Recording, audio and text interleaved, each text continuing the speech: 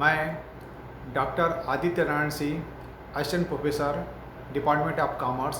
Government Bilasa girls PG autonomous college, Bilaspur. Money market में मेरा यह 6 वीडियो लेक्चर है। इस वीडियो लेक्चर का मेरा title confidence and role of RBI in money market. इस वीडियो लेक्चर में हम 2 भागों में इसे बांट कर समझेंगे।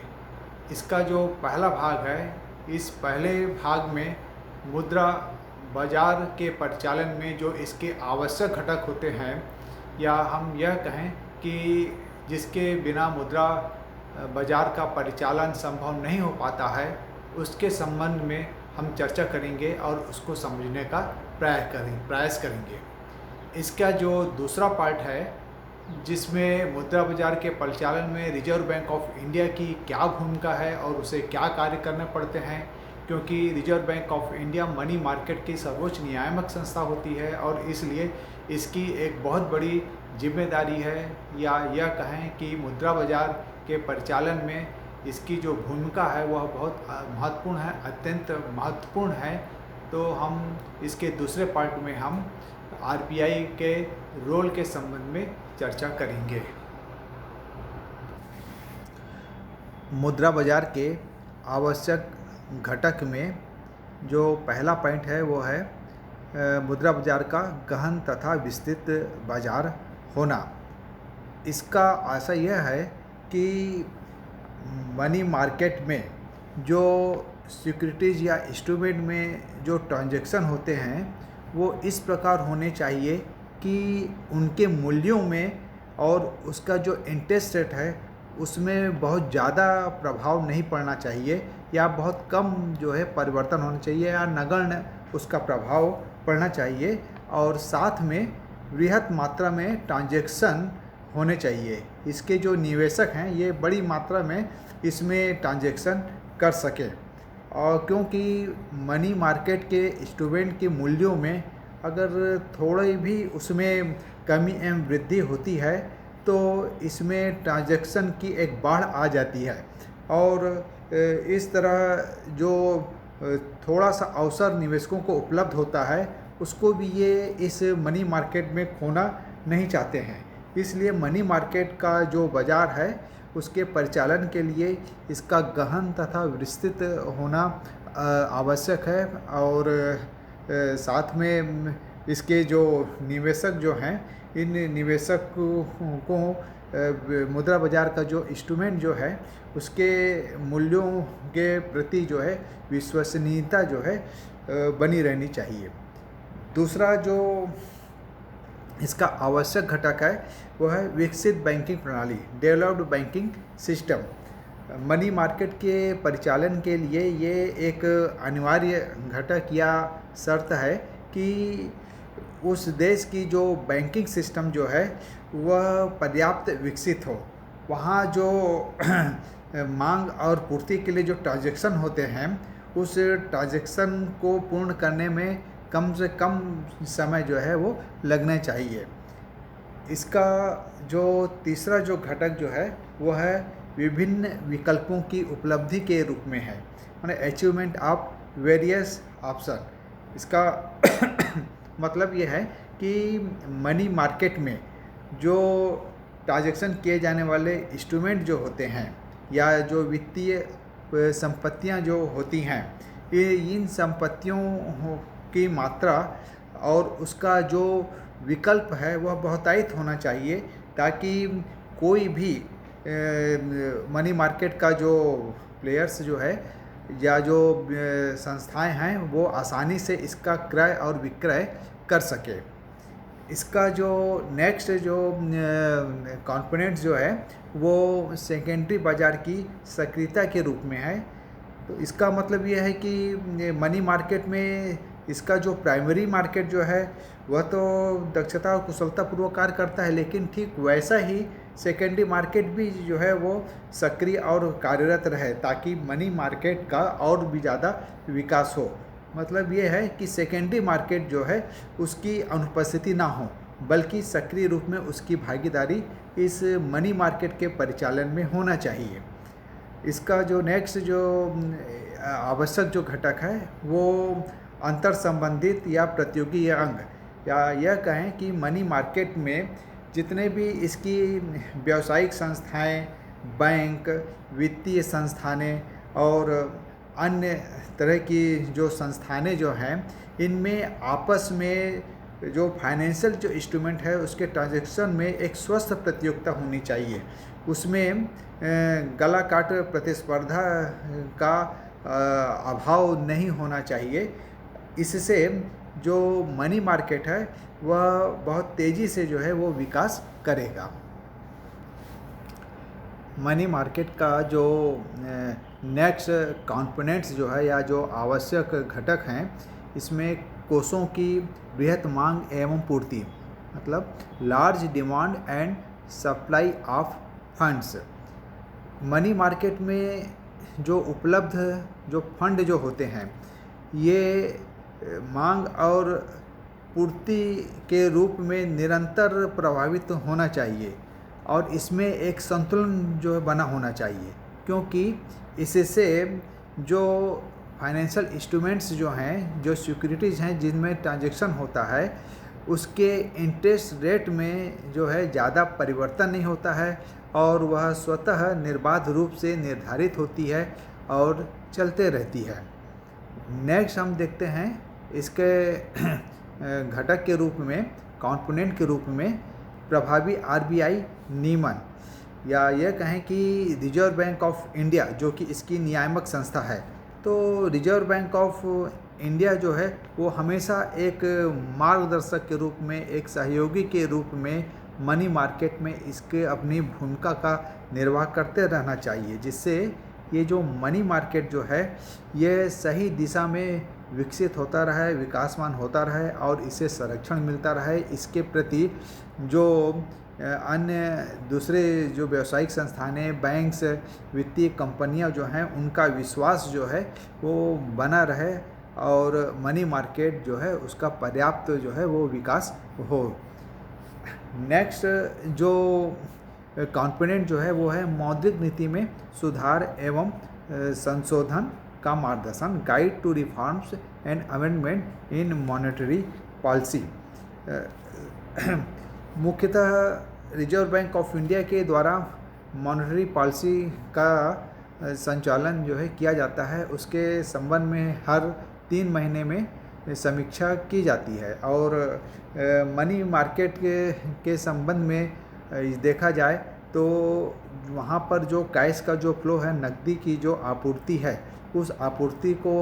निरंतर बनाए रखने के लिए समय समय पर अपनी मौद्रिक नीति के अनुसार उसमें निर्णय रिजर्व बैंक ऑफ इंडिया जो है लेते रहती है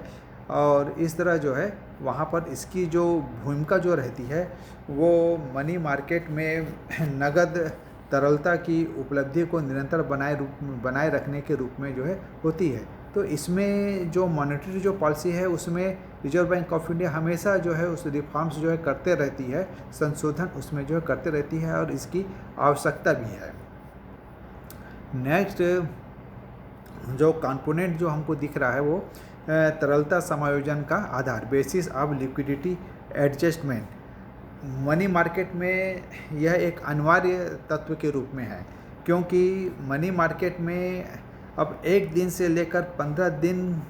के लिए भी तरलता संबंधी आवश्यकता की पूर्ति महसूस की जाने लगी है, या यह कहें कि अब मनी मार्केट में ओवरनाइट 1 डे से लेकर 15 डेज और 1 माह तक की जो सिक्योरिटीज़ जो कि डेटेड होती हैं या परिपक्व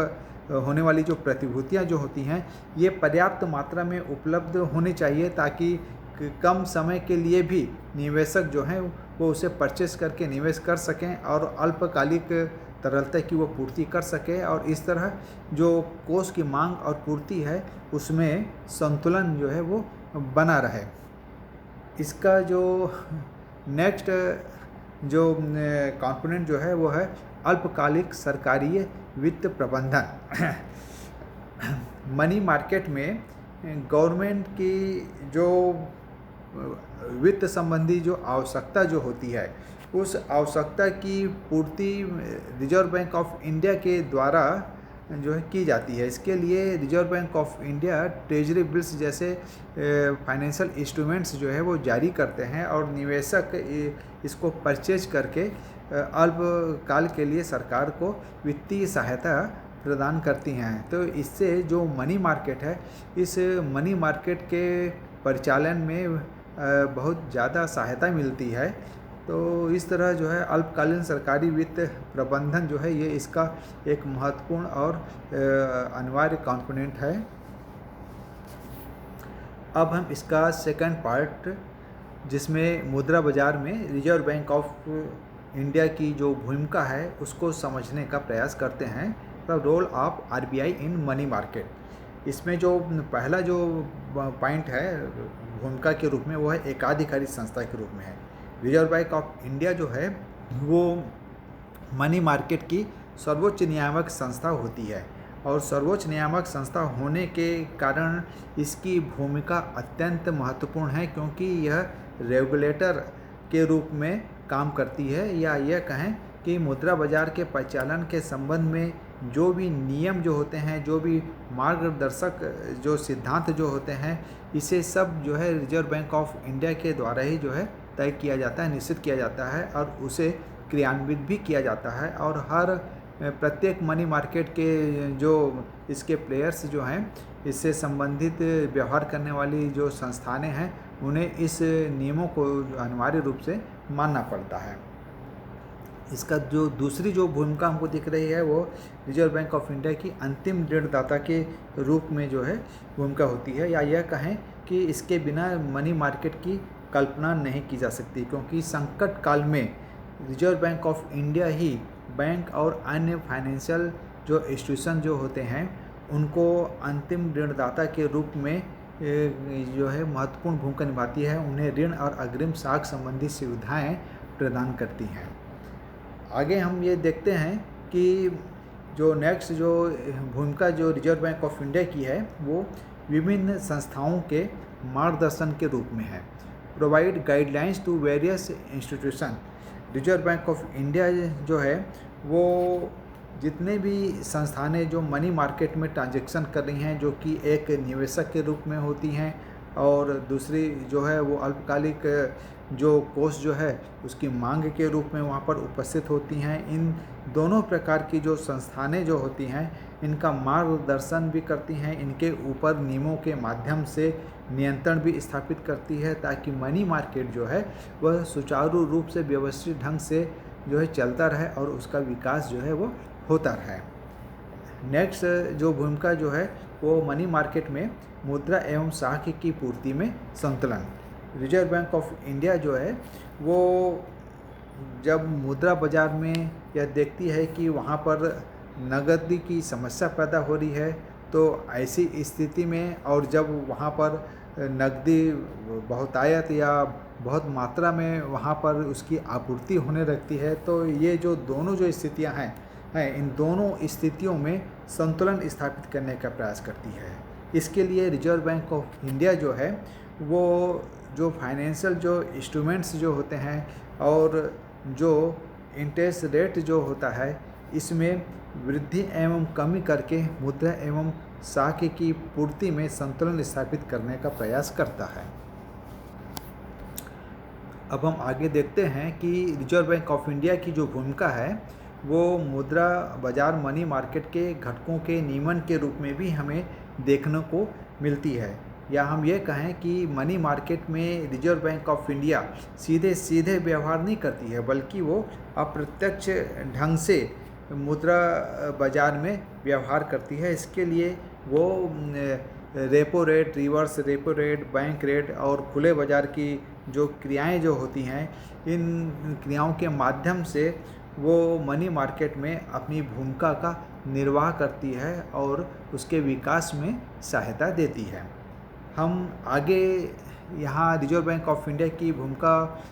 मनी मार्केट में जो है वो नगद कोष अनुपात और वैधानिक कोष अनुपात या CRR और SLR में कमी एवं वृद्धि के रूप में देखते हैं, और इसका जो संबंध जो है वह मनी मार्केट में कोषों की जो है जो आपूर्ति जो होती है या उसकी जो जो कमी रहती है, या जब कोष अधिक मात्रा में वहाँ पर आपूर्ति हो जाते हैं तो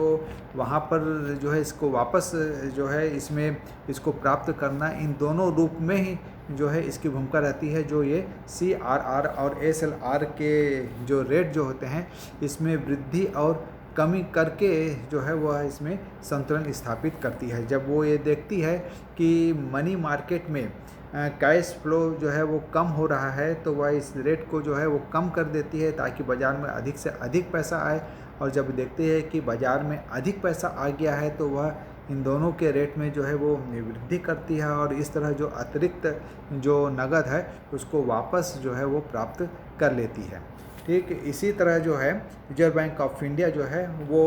मनी मार्केट में रेपो रेट और जो रिवर्स रेपो रेट जो है उसमें भी कमी एवं वृद्धि करके जो मनी मार्केट में जो नकदी है या नगद पैसे या तरलता जो है उसकी उसमें जो है आपूर्ति एवं वृद्धि जो है वो करती है। और जब उसमें अधिकाधिक मात्रा में जब ये मार्केट में आ जाती है तो इसे जो है वापस जो है प्राप्त कर लेती है। तो रेपो रेट जो है रिवर्स रेपो रेट जो है इनमें जो है वो कमी करके मनी मार्केट में तरलता में वृद्धि कर देती है ताकि बाज़ार में अधिक से अधिक पैसा आए। और जब बाज़ार में अधिक पैसा जब आ जाता है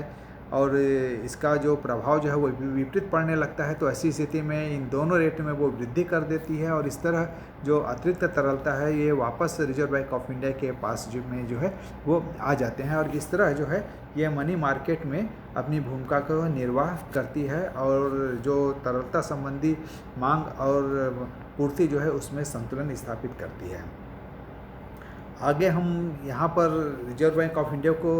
एक की जो भूमिका है वो बैंकर्स के बैंक के रूप में भी हम देखते हैं, क्योंकि मनी मार्केट में जो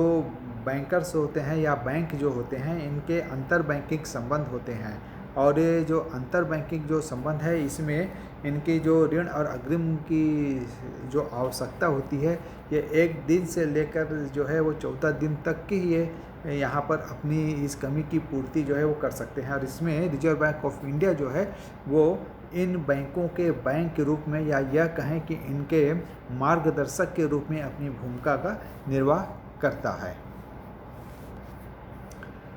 रिजर्व बैंक ऑफ इंडिया का जो आगे की जो भूमिका है वो मुद्रा के मूल्य में स्थायित्व के रूप में भी हमें देखने को मिलती है। विशेषतः जो अंतर्राष्ट्रीय क्षेत्र में जो व्यापार की जो दशा होती है उस दशा के अंतर्गत जो अंतर्राष्ट्रीय मुद्रा बाजार है उसमें जो देश की जो मुद्रा है या रुपया जिसको हम बोलते हैं उसके मूल्य में स्थायित्व के लिए जो है रिजर्व बैंक ऑफ इंडिया